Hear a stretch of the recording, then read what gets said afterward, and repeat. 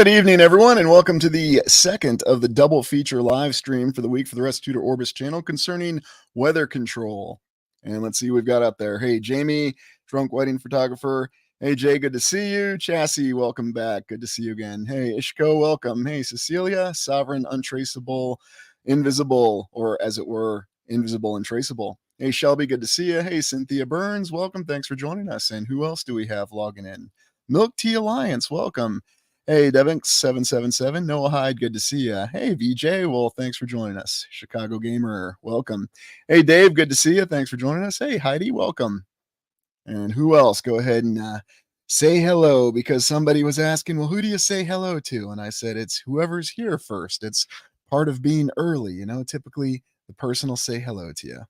Hey, Kelvin, good to see you. Hey, Tabasco, welcome. Jennifer, thanks for joining us. Hey, Grateful Dogs. Easy Money, I'm doing well. Hey, Tiger Turf, good to see you.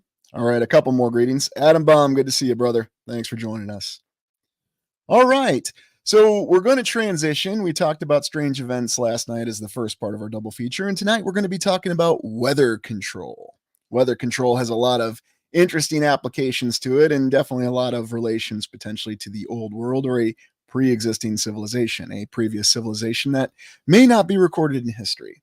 Now, even in this opening image of weather control, we're well familiar with the concept of contrails, and if you aren't, we're going to be discussing that a little bit. We're also going to be looking at some other aspects of attempted weather control in the past that have been, our favorite term, well documented. And then we're also going to look at some of the other examples of what weather control can be through machinations or devices, and even a possible example of one of the worst weather disasters that may be an example of weather control. Now, I'm not going to suggest or say outright that it is, but there are certain indications that give the possibility that this terrifying event we're going to look at might have been the result of some form of weather control. It is quite an anomaly. We're not going to jump to conclusions, but that's what we're going to be looking at tonight. So there's been many examples of attempted weather control in the past. I'm sure we're well familiar with the whole concept of seeding the clouds. And have you heard of the concept of seeding the clouds and what was the intention behind it? Yeah, I'm going. Can everybody else hear me? Hey, Rebecca Brown, the other Rebecca Brown, good to see you. Someone just give me a heads up that you can hear me. Hey, my Bailiwick Zone, thanks for joining us. Okay, just making sure. Somebody said they couldn't hear me, so.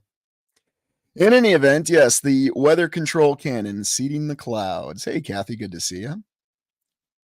And the whole intention behind it was to provide precipitation. Now, there's a lot of debate and discussion that there's never been any attempts for weather control.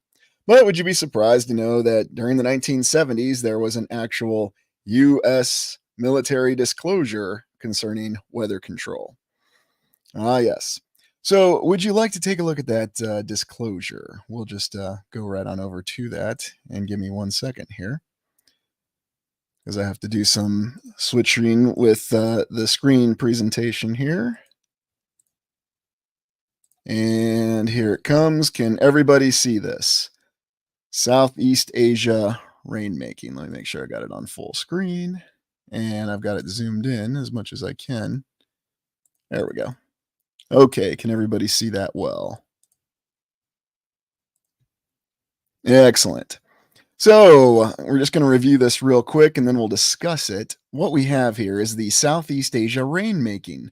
A classified rainmaking program was conducted in Southeast Asia from 1967 to 1972, so about 50 years ago, or the same time that the Saturn V put human beings on the moon, or as we're told, which employed airdropped silver and lead iodide seeding units to increase normal monsoon rainfall.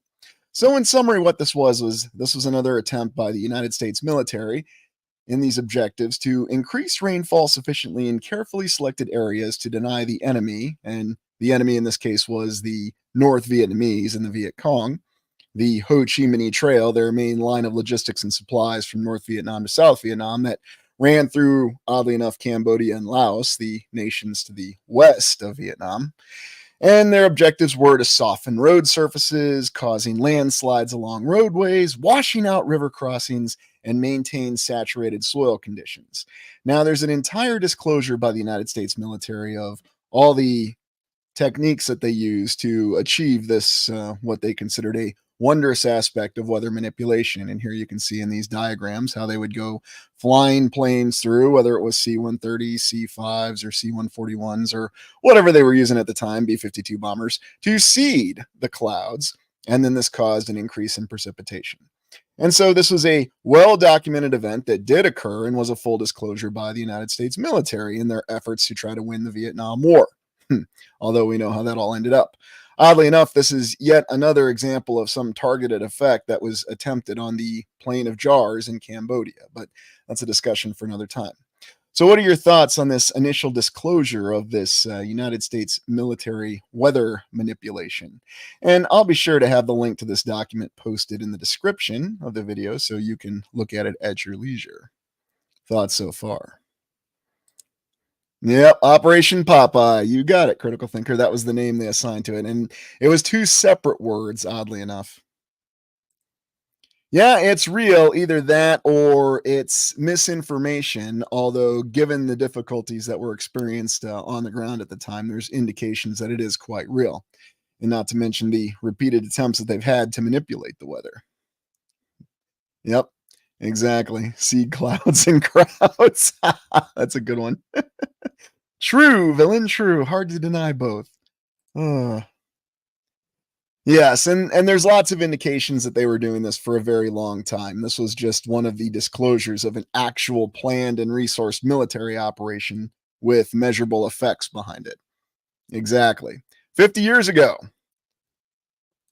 Yes, that time frame of the 1970s, along with the Nixon resignation. I guess they figured that was time to disclose a lot of things and act like the government was all over on disclosing. And now we have this new trust. Our long national nightmare was over. Hey, Pete, good to see you. Oh, yeah. Well, maybe, or control, or influence. Oh, yeah. Dubai. That's a good example, Atom Bomb. Actually, I've got one of their diagrams. We'll be looking at that in a little bit. So. That's right. Pop the eye of the hurricanes, and that's where it all came from. So it's a full disclosure. Yeah, good to see you, Kit. Thanks for joining us. So we'll go back to our images here. So give me 1 second. So yes, full military disclosure on an operation that was occurring in Southeast Asia to seed the clouds. And so when we go back and we look at our historical examples of cloud seeding attempts from, well, even the late 1800s, of course, who knows what was going on then and there, but other images from the early 1900s and numerous attempts in the lovely Mojave Desert to seed the clouds. And then, of course, as Adam mentioned, here's the diagram from Dubai when they were trying to seed the clouds. And, well, let's just say things didn't exactly go as planned in Dubai. They had some challenges there. Well, that's right, Lisa. I am not a crook. At last, our long national nightmare is over. And if you're Homer Simpson, you like Gerald Ford. And remember, everybody thinks Gerald Ford was an awesome guy now. Both political parties like him. He made the right call in pardoning Nixon because it was an admission of guilt. Anyway, we don't need to dwell on that. That's right. And jet fuel and everything else that's going on with that. Oh, yes, indeed there are, Dave. You are correct. Lots of patents for just about everything. Of course, then they'll try to cover that by saying, well, people want to patent things that don't necessarily work. So that way, if they find a way to make them work, then that way they have the patent. At least that's a good way to justify what's really going on. So what else is new? Oh, yes, indeed. In more ways than one. Anyway, so yes, there was the Dubai example. And of course, our favorite image of contrails. And depending where you are in the land, you can look up in the sky and see numerous examples of contrails that are crisscrossing. And whatever you do, don't ever bother trying to deconflict what you're seeing with your eyes with the aspect or concept of air corridors.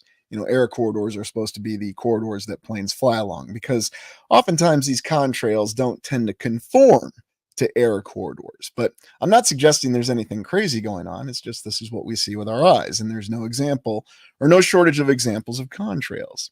So what are your thoughts on contrails now that we're looking at one? Ah, yes. Good example there, Jay. uh, yeah, night boat, right? Devonix. Well, and there's all kinds of theories about what they're actually doing. There's even some people that suggest that it might just be something that they put up in the sky to distract us. All could be true, none could be true. Oh, yes. Yeah, that was a bit ago, and that's also been more recent, Jamie. It's a good example. Ah, good comment there, Freeman. Yeah, they don't all leave examples.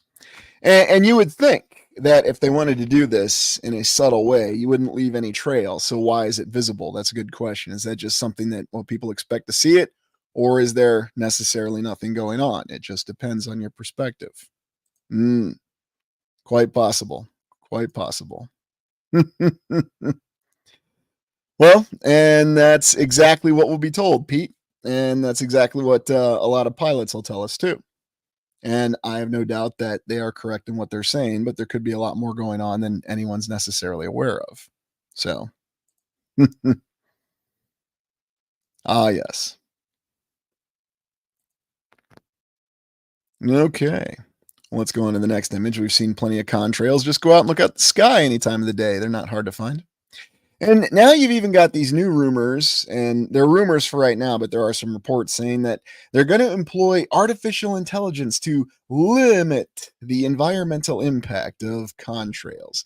Very intriguing that these official articles are actually indicating that there's an environmental impact of contrails. I mean, is there an environmental impact of contrails? Or is it contrails cause an environmental impact that's approved? Or is it just simply there for our eyes to see? So it's hard to say, and that's something we have to keep in mind because, yes, there is a lot of misinformation going out there. If there's the hey, Goddess Thorn, if there is actually contrails going on that involve chemicals, then don't you think they wouldn't want us to see anything in the sky? Ah, yes. And there's no shortage of that, Guyana Spice. You are absolutely right. No shortage of official documents, patents, operations, and documentation that say that this is all quite real. Yeah, and there's the indication that there's ice crystals. We'll talk about that when we look at fall streak holes. Absolutely. Mm. That's kind of true, and it depends where you go. One thing I remember about being in the desert, especially the lovely Mojave Desert, was how it always smelled when it rained there. It was very definitive. So definitely hard to say what was really going on with it. And then, of course, you have some more elaborate images where they talk about other kinds of weather manipulation, as if rain's not enough. Well, what if you could really manipulate the sky for electrical discharges? And what if that's a link to a previous civilization with the ability to draw energy out of the air? If you could enhance or influence or increase electrical discharges. Now, yes, this is not necessarily a real image, and I'm not going to try to pass it off as a real image, but it's to illustrate the potential concept because we're well aware of all the numerous towers that we have and obelisks that may well be there to draw power from the sky. Imagine if they had some capacity to where they could influence the static discharge from the sky, or dare we say, influence the weather to give them the conditions that they're looking for in order to generate power. What are your thoughts on that? Ah, there you go. Harnessing lightning. Yes, imagine that. And what would it look like? And are there still examples of potentially remnants of this technology that may be functional in different areas in the land? Why do you have lightning storms in some places more than others? Now, it's a bit of a far out concept, but it's an interesting theory to consider. Ah, yeah, I do remember that, Cindy. Good example there. Hey, oh, I see. Good to see you. Hmm. Yeah, it does smell like ozone most times, although it also again depends on where you are when it happens. I've noticed different smells and scents depending on where you are in the land when you notice it. Yeah, that could be. And who knows exactly what happened. So there's that concept and that aspect. And then another image. Now, this is a little bit of an enhanced image, I'll admit it, but it gives you the idea of what could be going on. Is it just a contrail? Is it a chemical trail? Is it a mixture of both? Is it just something that's put up in the sky to draw our attention? That's what we don't know. But once again, you can find no shortage of examples of the contrails, the chemical trails, or something else going on. Or perhaps it's another obfuscated, confused account. And this is what we get for our official diagram of how contrails happen. So no one can say that I did not present to you the official scientific explanation behind contrails. Water vapor spewed out the back of jet engines, high humidity areas, and the crystals form, and that's what you see. And the vast crystals flying through the sky. Contrails reflect large amounts of heat, and it adds to, you know, the term. And I'm not going to say it because that's going to set off something. But yes, you can see it very clearly right there. That's what they tell us. So, yeah, obviously we need to get more contrails then, right? Ah, yeah, I'm gonna have to do an exploration on volcanoes. I know a couple of you've requested it. I'm getting around to it, so got a mighty long list. Yes, I do remember that. Interesting series of events going on there too. I know it was pretty thoroughly covered by several alternative researchers. I recall old John Levi doing a video on it too back in the day. Mm. Yes, exactly. The things you get in aviation school, right, Kathy? No doubt about it. There you go, Adam. And that seems to be what we get with just about any sort of controversial issue. There's always a duality involved with it. There's two ways to approach it, two ways to think about it, but there might be something else entirely going on that neither explanation actually encompasses. But, you know, could be wrong, could be right, but it's just interesting to take a look at all the different potential explanations behind it. And then they give us the anatomy of a contrail, and you can find no shortage of these diagrams or this documentation for how the lovely contrails actually form. And this is their official explanation for why you see what's in the sky. But as I always say, make of it what you will. Now, I alluded to these earlier. Does anybody know what this is called? No, it's not called Amazing Portal in the Sky, although you could be forgiven for thinking that. You know, might have to try that, like the Incredible Hulk. Good idea. Hey, Real Warrior Die. Thanks for joining us. Real, Rye, or Die. Real, Rye, or Die. Just making sure I say that slowly and not too quickly. You might find all kinds of things. You know, they've got dorsal engines too that they never told you about all these years. Oops, I said too much. Well, this live stream's going off the air quick. Hole punch clouds. Oh, I like that, Adam. Yeah, that's a good one. So they officially call these fall streak holes. And again, they say this is a phenomenon of airplanes that punch holes through the clouds, and that's what you're looking at here, supposedly. Although who knows if that's exactly what we're looking at. Ah, yes. You know, and they'll try to explain to us, and you can find many examples of these images of these very, very circular formations in the clouds that a hole has been punched in the clouds, and they'll say it's a fall streak hole. And airplane ascended or descended. I think they typically say they ascend through it very quickly, and that's what causes it. Although, in all my experiences flying, and I've done quite a bit of flying, especially in my earlier years, I never witnessed something like this happen, but maybe I just wasn't looking in the right place at the right time. So I don't know. What are your thoughts on it? Fall streak holes, they seem realistic. Hi, seriously, clouds. Yep, cirrus clouds. Ooh, cloak ship. That's an interesting and intriguing proposition. Very large one. Maybe a large cloaked airship. Who knows? Sometimes it's just fun to mention possibilities. Of course, everybody out there will try to say they know exactly what's going on and they know the details and don't bother suggesting anything else. And that's fun. Cloud puncher sounds cool. uh, Yeah, it's a special cloud puncher, or I know cloud breaker airplane. You know, you got icebreakers in the sea, so now you got cloud breakers for airplanes. It's kind of what they do naturally, anyway. Hmm. Magnetism from mountains. That could be possible, Ryan, and there have been aspects of that that have been observed. Although maybe it's because they're not exactly mountains, but you know, I might be going too far again, so got to be careful. Got to be careful. Yep. Okay. Just wanted to make sure it wasn't just me, Cecilia. You know, I've never actually seen it on the ground, and I've certainly never seen it while being on a plane. So just thought I'd throw it out there. Okay. Yeah. Good comment there, Adam. Thanks. Yep, I guess they just don't happen. Maybe we need to get the old Condors back into service or Concords back into service. I always call them Condors. Concords back into service, and maybe we'd see one, you think? Uh, Good comment there.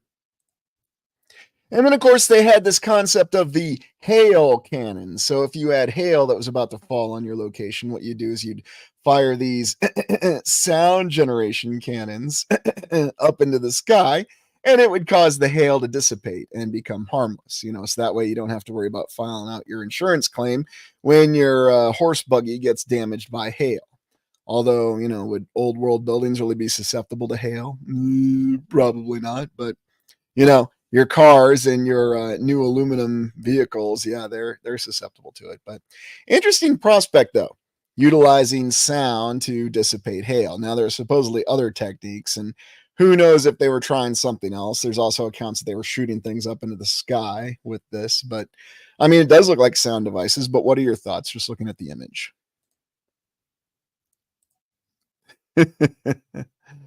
Yes, indeed they do.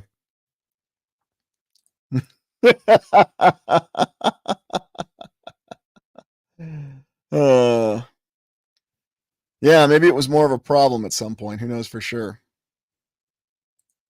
Well, there you go. That's a good tour. Make sure you catch everything. Try to go as far below ground as you can. Yeah. Haley's comment. uh, and imagine that. I mean, you think about all the other applications of sound or cymatics, and suddenly you realize it really is a jackknife technological solution, or a Swiss Army knife. You've got all kinds of solutions that you can use with cymatics or sound technology. So, quite an intriguing aspect behind it and the possibilities with it. And then we've got the storm theory hypothesis. This is just hilarious. So you got a hurricane, you're seeding it, and old eye wall weakening as new grows, and new eye wall dominant. This is supposedly a theory for dissipating a hurricane. Now, you have to ask the question, well, if they could dissipate a hurricane, is it possible that they could cause a hurricane to form? Now, I'm not suggesting that anybody out there would want to intentionally cause a hurricane to form, because as we know, the power to destroy is not something that any government or nation has intentionally sought in our recorded history.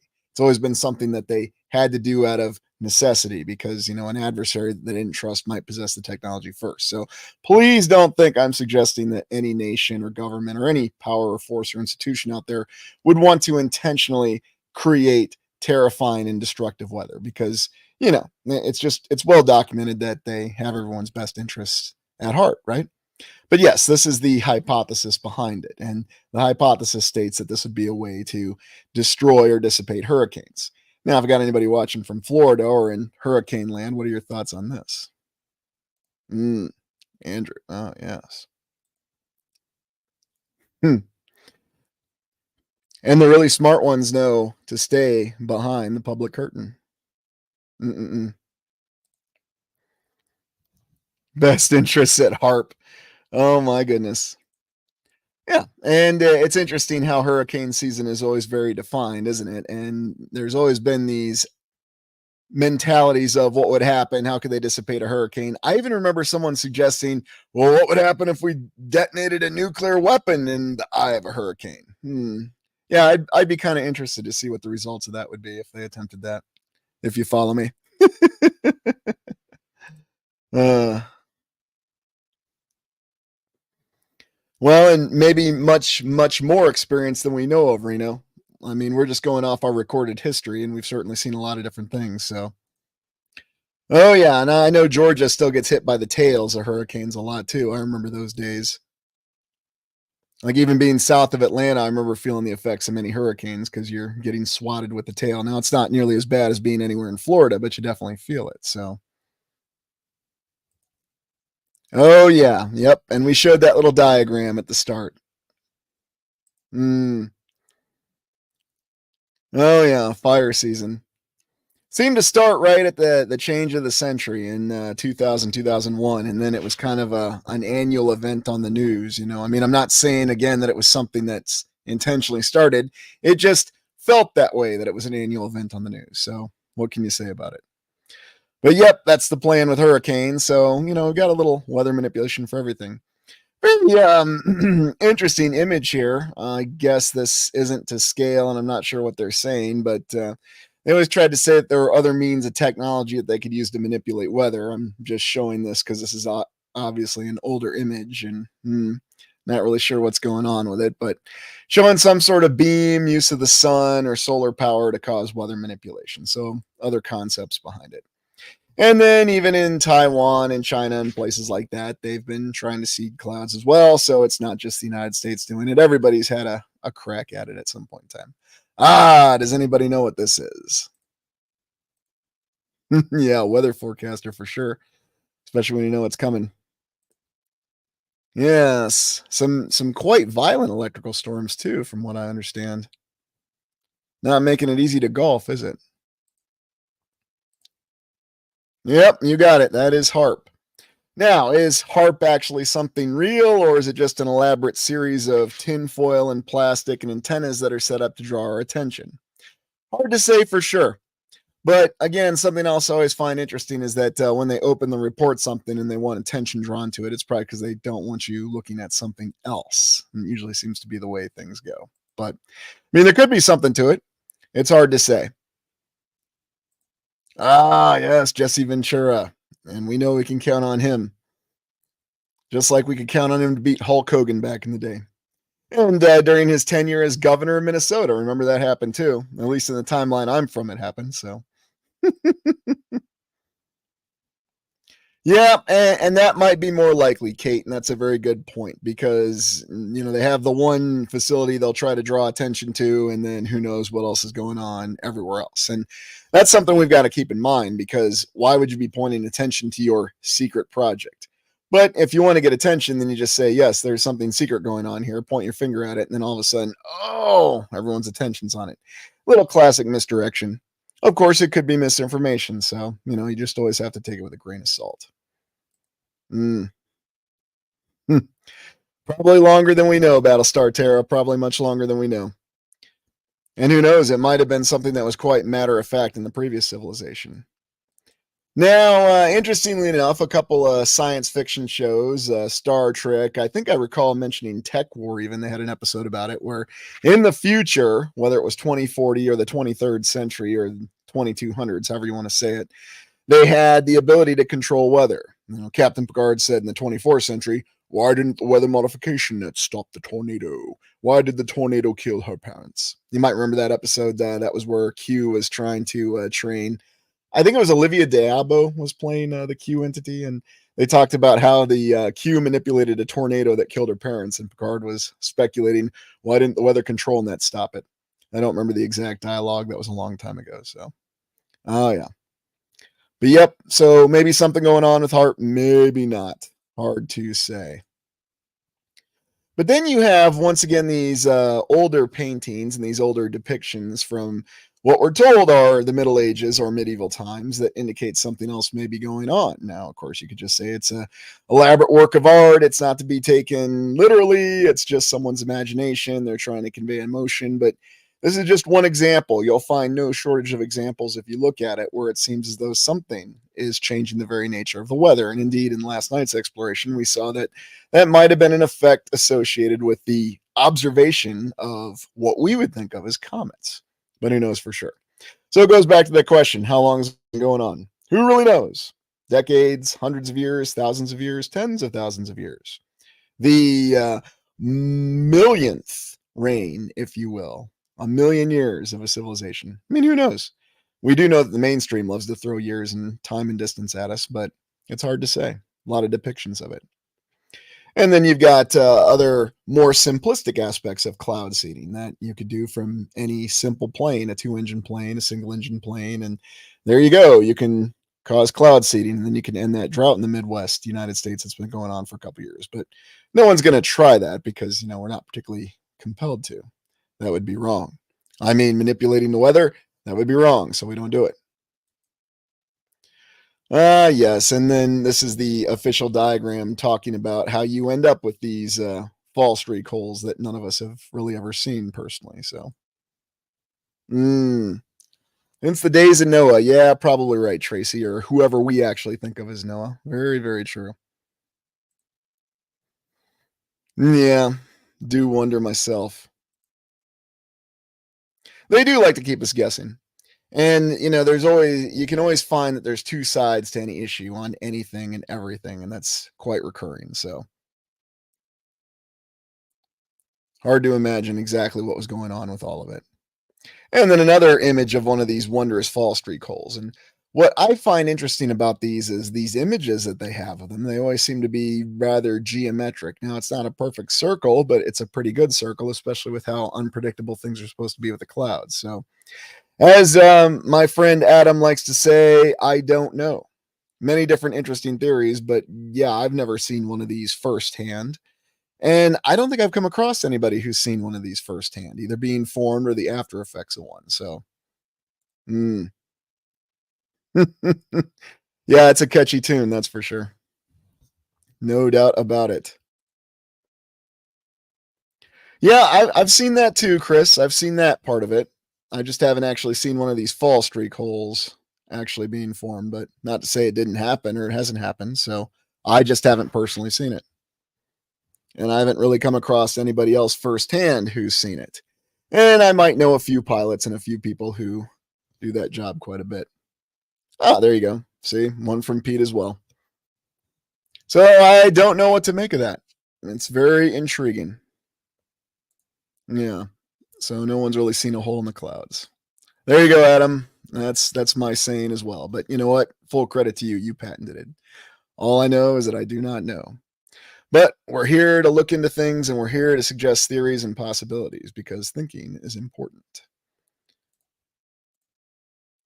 And then we have some sketches, some drawings that talk about the concept of there was the account of ball lightning striking a church in England back in the day, and it caused a few deaths. There's other accounts of random ball lightning, and ball lightning is a very interesting element in and of itself. And in full disclosure, I have actually seen what I think was ball lightning.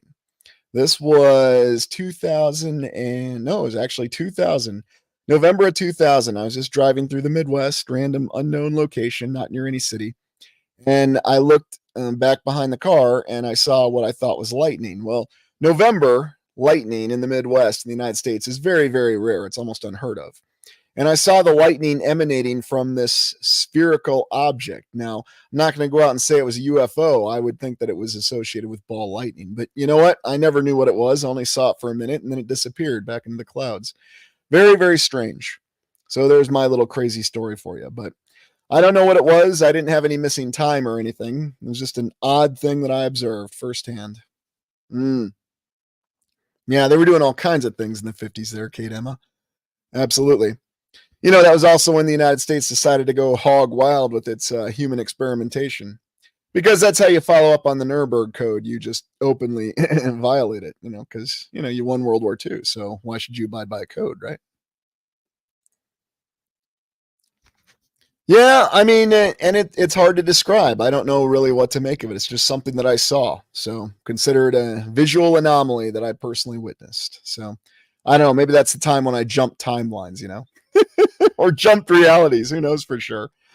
But hard to say what exactly was going on. I mean, to me, though, it looked like ball lightning of some sort. Yeah, dig a hole and you will eventually find something.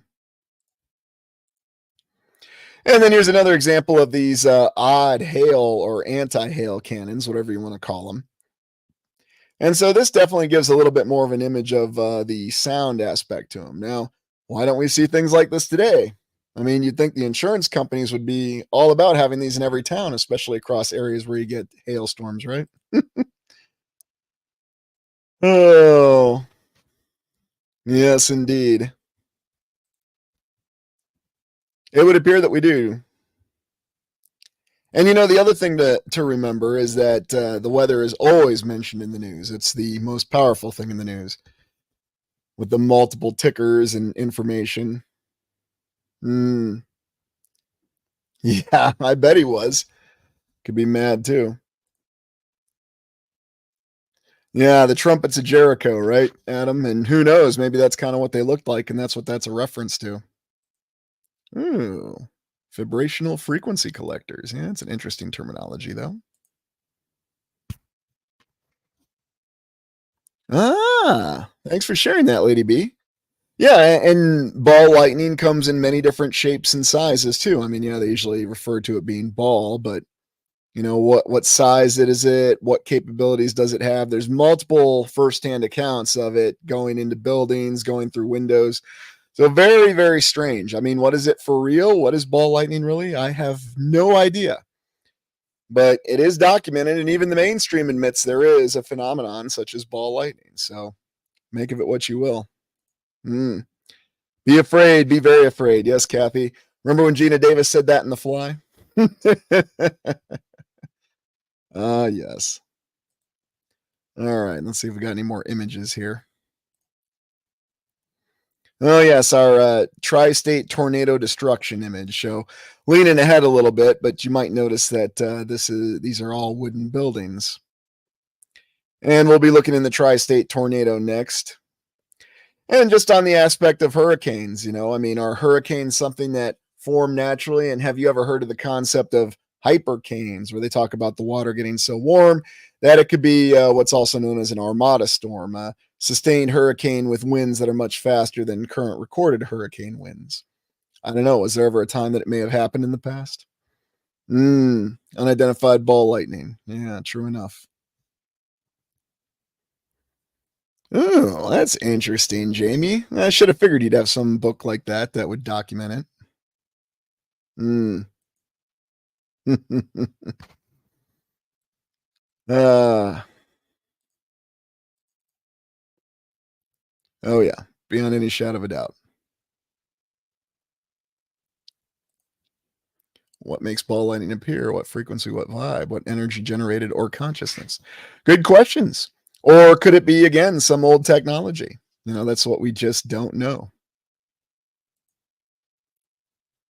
Oh, yes. And we're going to get to tornadoes here. And in fact, we're going to the Biggie tornado. So we'll just go ahead and transition over to our tri-state tornado. So give me 1 second here, and let's get that imagery up. I don't know if you are all familiar with the tri-state tornado. 1 second, share screen. And there it is. This is the newspaper from the tri-state tornado talking about its devastation. We're back in the 1920s. 1,000 dead, 3,000 hurt in the twinkling of an eye. I like that terminology. Not that I'm laughing at thousands of people dying, but interesting terminology. Murfreesboro was no bore. So, for those of you who haven't heard of the tri state tornado, it affected 3 states: Missouri, Southern Illinois, and even got into Southern Indiana. And this was its path. March 18th, 1925. And a lot of interesting anomalies with the tri state tornado. So, who here has actually heard of the tri state tornado? Hey, Sky Sage, good to see you. Thanks for joining us. Hmm. Oh, yeah, I kinda remember that, not sure. Kinda remember that. But, people associate tornadoes with the Midwest of the United States. They do hit in a couple other areas, and you have water spouts in certain areas, so, mm. Well, it's all good, Cecilia, it's all good. No pun intended with the eye of the storm there, so, uh, not that one. NJ Tornado called same thing. Ah, okay, okay. Yeah, and tornadoes can hit pretty much anywhere, anytime, and yes, they can even hit in the winter. They're rare, but they do hit, so, mm. Oh, yeah. All right, we'll go on with the tri-state tornado. So, this is the path it took, and this was interesting because people in the Midwest, they're used to tornadoes. They're used to taking shelter, taking cover. It's just something you live with, you grow up with. It was true in 1925, as true as it is now. Tri-state tornado was devastating because it was on the ground for a very long time, and you can see it destroyed numerous towns, although it didn't come close to any cities fortuitously. Here was St. Louis, and came all the way up into Indiana, destroying several towns and causing many deaths along the way. And here's another look at the track and the path. And Here it really gives you a very strange account of how straight this path is. Now, tornadoes and large supercells can run on any track, and typically they do run from southwest to northeast, as you see here with the tri-state tornado. So on the ground for 219 miles going through 3 states. And here you can see the casualty figures, fatalities, and percentage of the towns destroyed that were in its path. Now, this is not a photo of the tri-state tornado, although this is a photo that's mistaken for the tornado. But the reason I show this is typically what you get with the tornado. So you see a tornado coming because you look for the funnel cloud. The funnel cloud is the indicator if you haven't grown up or been around tornadoes or know what you're looking for. So if you're in the Midwest, you look for this funnel cloud, you see this coming, you take shelter. Of course, you hear the sirens and the weather alarms and reports. Yes, that's what you'll get, although that wasn't supposedly well developed in the 1920s. But people in the Midwest know what to look out for, right? And then some of the images that we have of destruction from those towns, and you notice that a lot of wood buildings are utterly annihilated with wood torn and taken all over the place. Now, no one has actual wind speeds from the tri-state tornado, but there's plenty of images of the destruction. And again, you see a lot of wood buildings that were torn up and destroyed in the towns.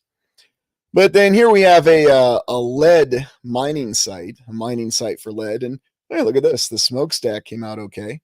And indeed, a lot of the structures came out just fine. So quite fascinating with what the tri-state tornado did and didn't do. I mean, it left some debris here, but isn't it interesting that the wood stack or the smokestack survived? What are your thoughts on that?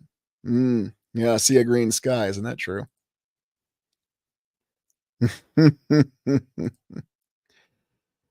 And this is still considered the most deadly tornado in the history of the land, but interesting path.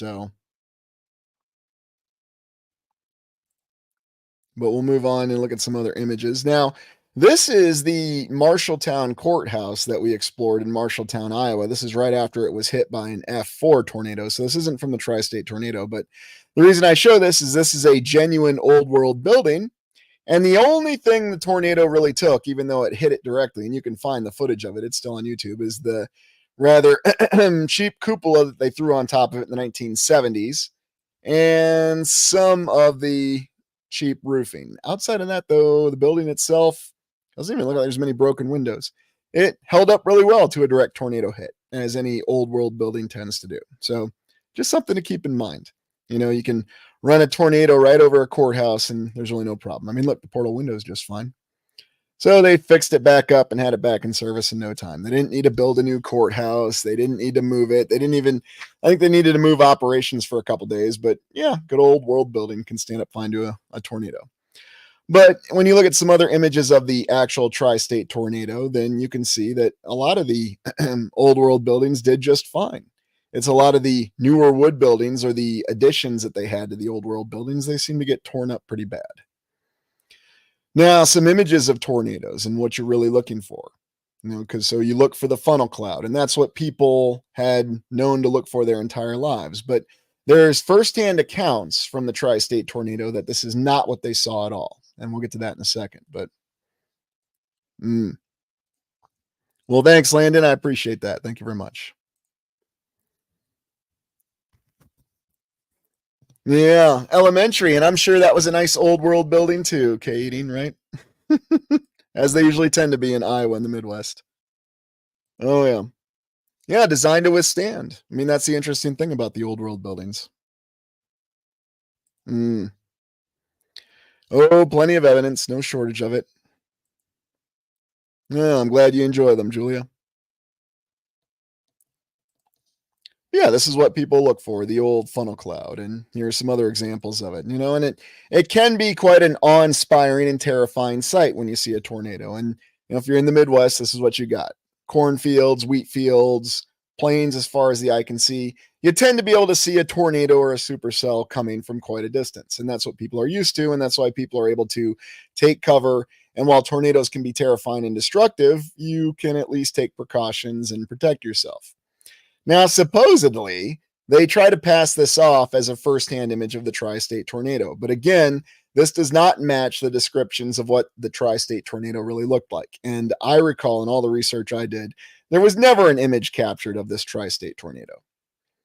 And this tends to be what people think of when they think of the smaller tornadoes that may not be as threatening, although whether it's a big wide funnel or a narrow funnel like this, they can be just as devastating because when you get closer, you don't necessarily see the winds, because the visibility of the winds, the debris, you might still have the powerful winds, and the tornado is actually a lot wider than what you can see. It's another dangerous aspect of them. If there is a lot of debris, then you may see the full length of the funnel cloud. Is it a condensation cloud or is it actual debris? So many strange things with tornadoes. And then, of course, some of the weaker ones. But anyway, so you're looking for the tornado tail, the funnel cloud, but they didn't have that with the tri-state tornado. Now, they also try to pass this off as an image of the tri-state tornado, but this was not actually the tri-state tornado either. Supposedly, this is a tornado that hit, I think this was in Kansas or maybe Missouri. But it was around that time frame, and pretty good image of how terrifying a wedge tornado can be. And then another classic image of a tornado. Okay, so why are we looking at all these images of tornadoes? Because you can see that you look for the funnel cloud, and that's what people were expecting to see. That's what people would look out for in the summers, even back in the 1920s in the Midwest United States for tornadoes. They did not get that warning with the tri-state tornado, though. And firsthand accounts, and this is an artist rendition of them, it was just basically a rolling black cloud, and you didn't really see any funnel cloud. Now, this might not be the best image of it, but maybe this one's a little bit better as to what it may have looked like. So you just get you lose all visibility from the rain, and then there's just this big black cloud that descended on the city. So nobody even knew what it was that was coming. They couldn't identify it as the funnel cloud that we saw before. It looked very different. And this is probably the best and most terrifying image that gives you an idea. So just imagine that this entire thing is the tornado in and of itself. And you don't have the classic indication of the funnel cloud. Suddenly this big, huge cloud just descends on you and you're in the middle of Armageddon. When the tornado hit this place was Armageddon. Well, what if it was just 3 tornadoes in one state? Why don't you let me do the thinking, genius? But in all seriousness, though, this is what the firsthand account said, that it was just this really bizarre, anomalous occurrence that hit, and nobody saw this tornado coming. So nobody took precautions, and that's why the casualty count was so high and why these cities were utterly destroyed.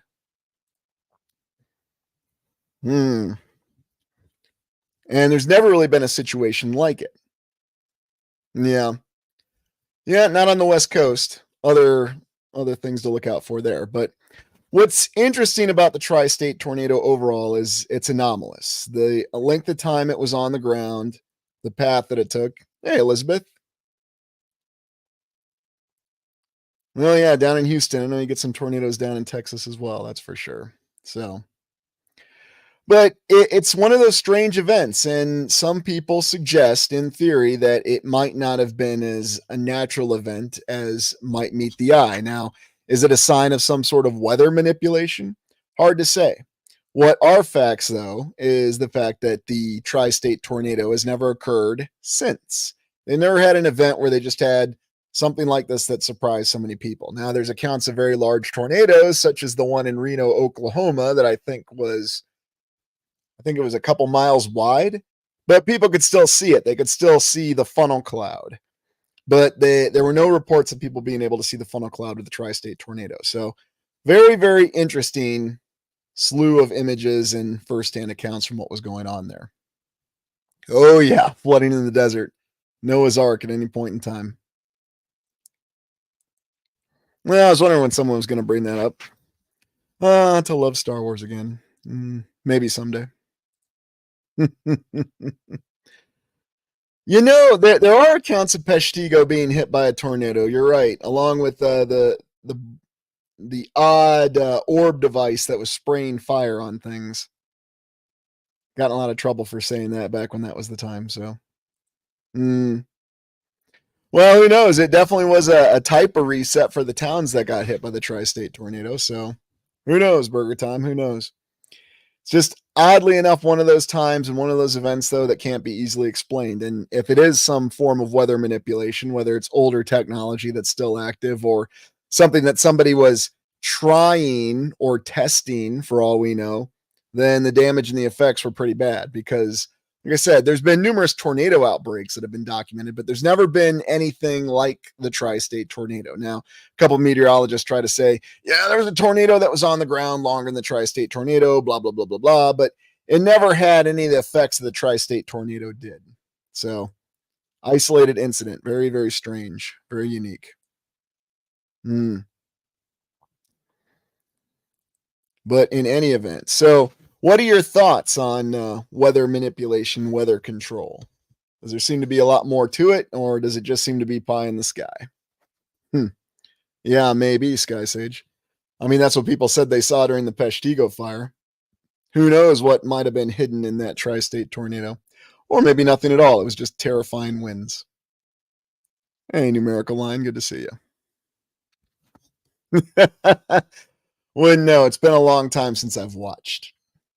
Since I've done these explorations on my own, I try to stick to my own theories, and some of them back when I did watch, yeah, I think there was some validity to some of them, but it just always felt like there was a little bit of the old divide line being sent instead of genuinely looking at things. But that's just my opinion. Make of it what you will.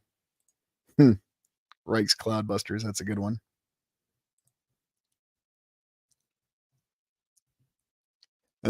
Yeah, and I hate to say that, Barrick, but there's a lot of indication of that. You know what's funny is that really wasn't mentioned. What you're referring there, the flooding in Louisiana. Unfortunately, the media really didn't cover that much. You know why? There was something going on in 2016, and things like that. They just tend not to cover. It's unfortunate, but yeah. Hey, Sooner West, good to see you. Mm-mm-mm.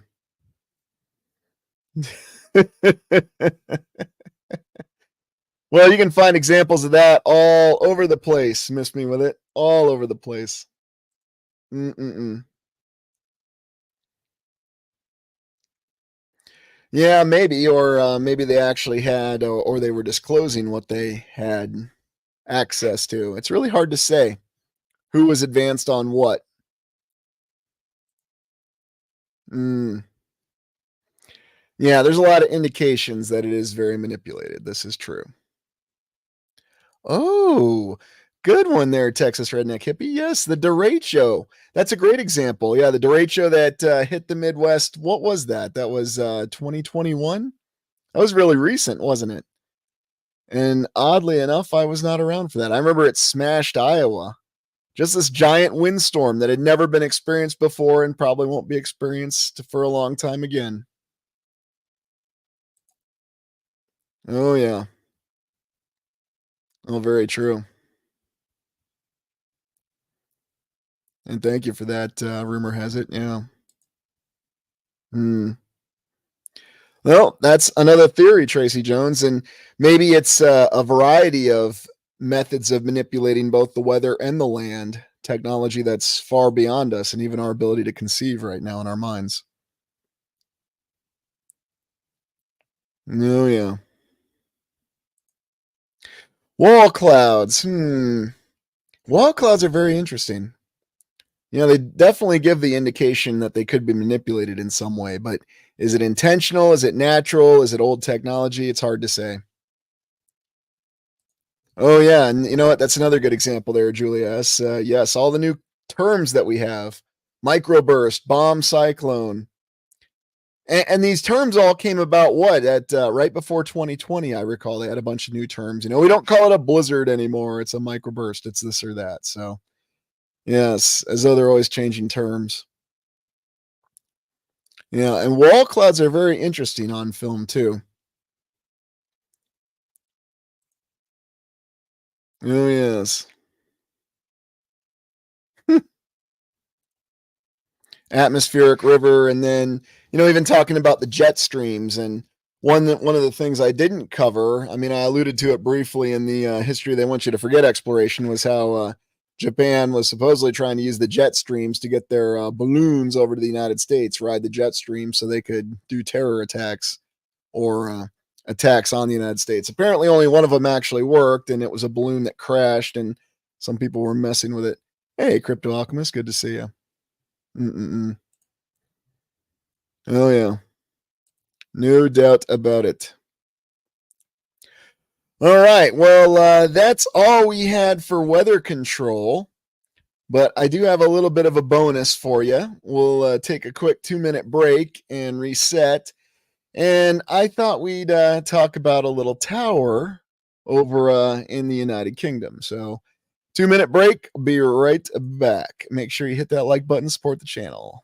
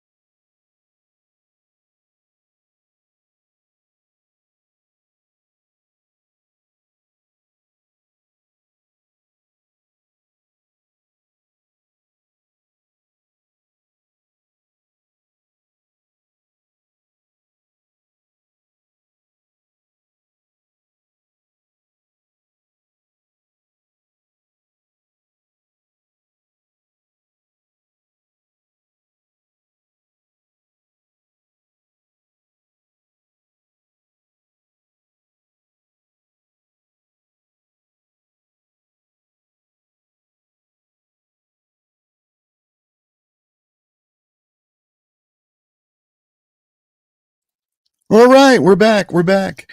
So we'll transition here. We're just going to take a look at a little bit of architecture. I know it's weather control, but this architecture might be related to weather control. So I figured we'd take a look at Blackpool Tower. So give me 1 second here, and we'll get the images up for Blackpool Tower. Stop screen, share screen. And of course, we start off with a nice flyer. Now, does anybody know where Tower Blackpool is? It's kind of a trick question. It's kind of not.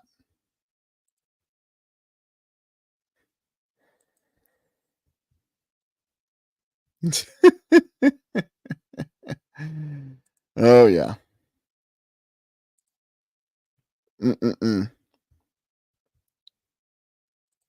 Yes, very good. Blackpool. Whereabouts? Yeah, it's not too far from Manchester in England. So Blackpool was the response to the Eiffel Tower, supposedly, and there's all kinds of interesting aspects to it.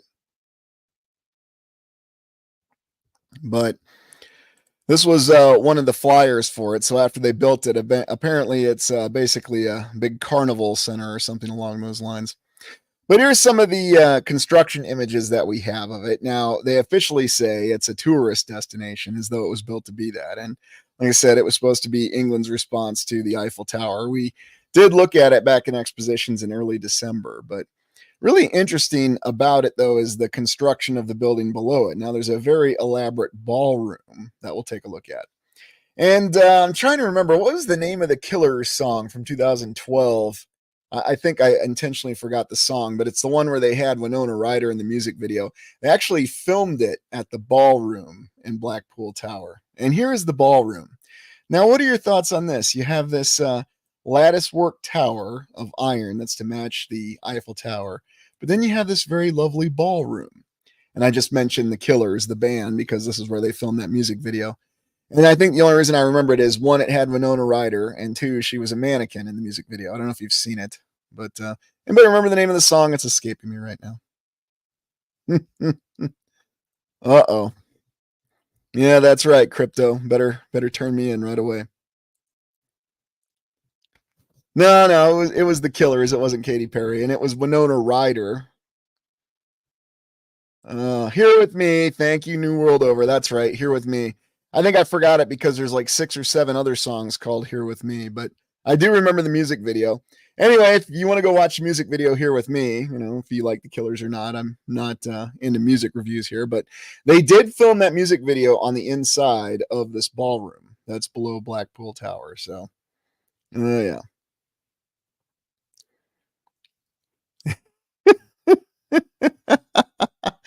Hey, now you'll get to see her in the Beetlejuice sequel that's coming out almost 40 years later. Woohoo! Can't wait. Welcome, Donna Marie. Thanks for joining us. Yeah, here with me. That was the song. So, in any event, very interesting structure, though. And yet, even more interesting construction photos because, oddly enough, it's as though they were tearing apart buildings as they were supposedly building the base to it. Yes, these odd, anomalous construction photos. And of course, you always have three individuals that are just lollygagging and talking like they do with every series of construction photos. Hard to say what's really going on here with this particular tower. Then you have other images of it. I mean, are these the same three people that are just walking around? It was built by three people and they did it in 2 years. Blackpool Tower, Eiffel Tower. Okay. Everybody had a case of Eiffel Tower envy, I guess. Put some more signs on it. And supposedly they were building it.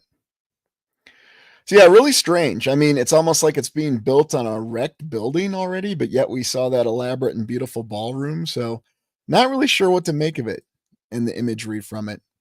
I'm sure they'll tell us this is an older unaffiliated building and these are the photos and don't question them. But yeah, it's kind of a replay of the Eiffel Tower, only, this is England's Eiffel Tower. Lancashire, I do believe. Been a while since I've been to the United Kingdom, so bear with me. But yeah, here's another one of these interesting construction photos. Very symmetrical, right? And the bird's eye view of it. Yeah, they actually use that, the bird's eye view. Good old iron lattice work, but quite an anomalous structure. And could it have had other uses? Now, here we see the completed base. And, for some reason, this almost reminds me of something from Atlantic City in Jersey in the United States. You have this elaborate ballroom, this elaborate structure, and they needed to rebuild it. Or did they ever rebuild it? Did they just need to clean it up? Who knows for sure? Very interesting. Could it have been a device for weather control? Could it have been a device for airships to moor to? Could it have done everything, less or more? All are possibilities on the table. I just thought it kind of tacked on after the weather control exploration because, we don't know previous means that may have been used to manipulate the weather. Here's a more contemporaneous image, more recent. But yeah, it's holding up really nicely. They really built them to last in the 1890s. I'm sure it'll still be with us for another 10,000 years for all we know.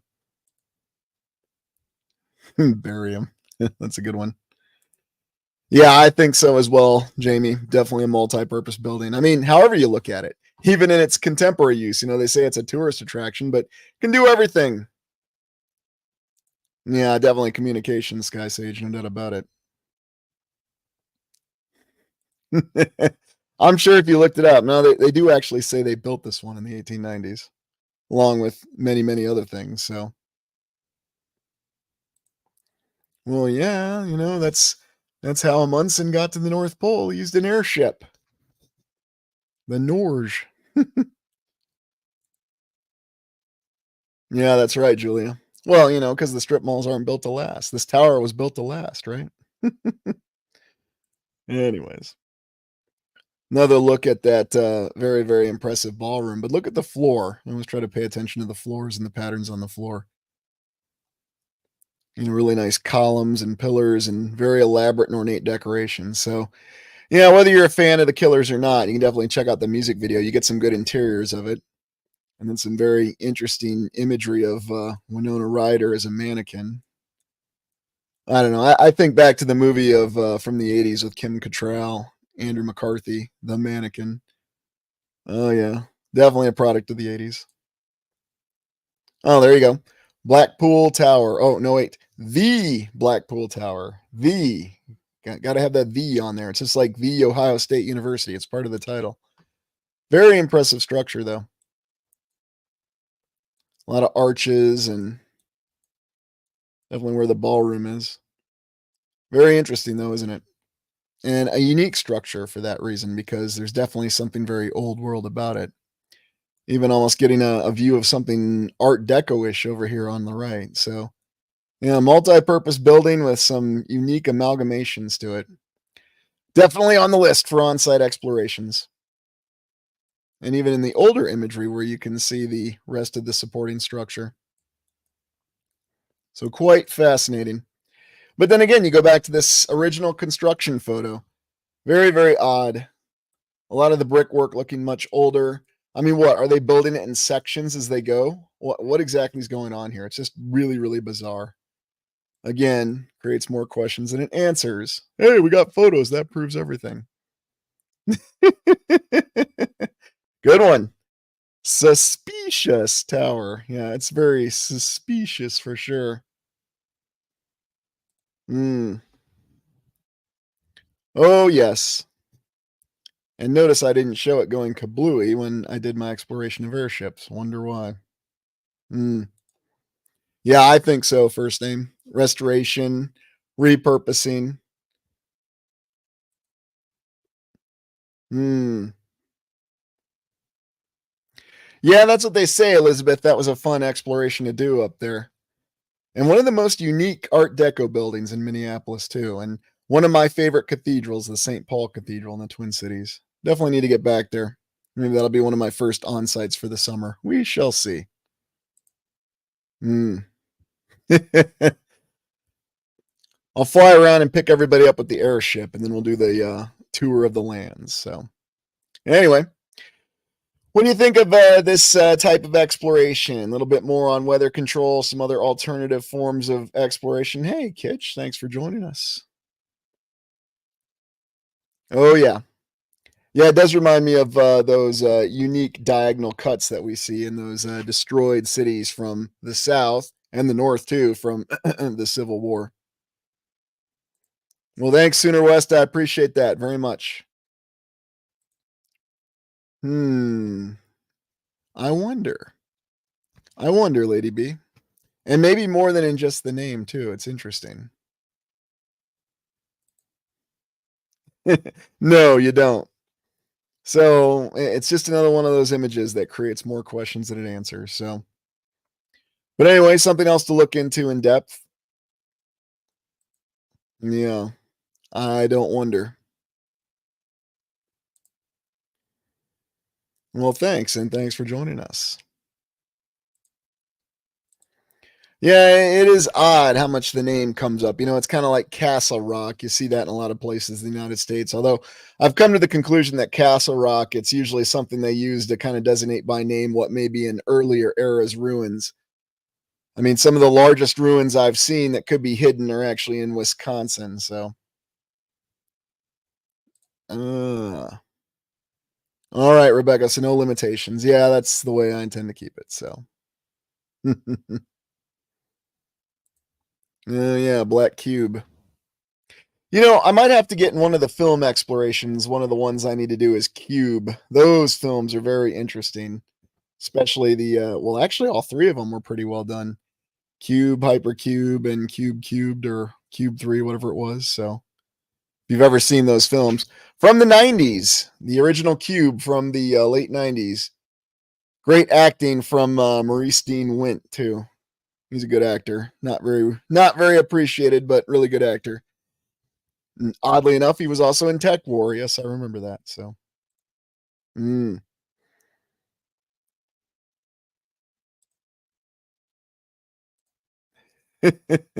QB Do, where are you? Yeah, and if you haven't seen the Cube films, it's about a group of prisoners, ostensibly, but it's actually just people that they pulled off the street, and they have to try to escape this cube structure. And to make it more complicated, the rooms are constantly moving, so they can't figure out what the structure of the cube is and how they reach the exit. And so it's a race against time before they succumb to dehydration to actually escape the cube. So, yes, interesting film. Oh, Phantasm, yeah. And Hypercube, that involved the Tesseract. Yeah, so like I said, there's a lot of interesting things in those films, a lot of interesting ideas. But in any event, Oh yeah, it's definitely a horror film, Cynthia, and it's a psychological horror film as well. And just for me personally, those are always the films I find most terrifying. I mean, you can throw slasher flicks at me all day and I won't blink, but you get those psychological terror films, they definitely get me. You might not be surprised to know that one of my favorite horror films is In the Mouth of Madness. But in any event, well, oh, the original Hellraiser. Yeah, I don't think that's ever been surpassed in terms of what was conveyed in that film. The second one was pretty good too. Yeah, the first two Hellraiser movies were really good. All right. Well, I think that's all we have for the evening. And thank you for another wonderful exploration and for contributing your ideas. And I'll definitely take a look at some of the comments a little bit more closely because I know there's a couple great suggestions and concepts that I missed here that I want to make sure that I review. So I hope you enjoyed this exploration. Oh, yeah. Such shites to show you. That's right. Uh, I swear, before each of the Star Wars sequels, I saw Pinhead show up and actually say that before the film started. Oh yeah, the Cenobites, good one. Uh, all right, well, I hope you all enjoy the rest of your weekend, and thank you for joining me. And I appreciate all of you and everything you have to contribute. And take care of yourselves. And we'll see you on the next live stream.